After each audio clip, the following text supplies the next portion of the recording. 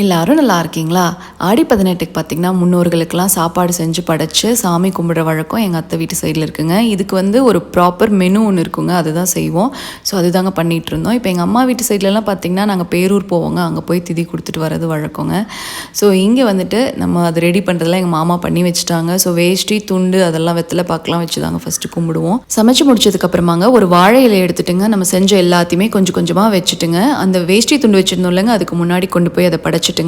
So தேங்காயை உடைச்சி நம்ம எப்பவும் சாமி கும்பிட்ற மாதிரி கும்பிட்டு முடிச்சதுக்கப்புறமா நம்ம இதை மொட்டை மாடியில் கொண்டு போய் அந்த படையலை கொண்டு போய் காக்காய்க்கு வச்சுடுவோங்க.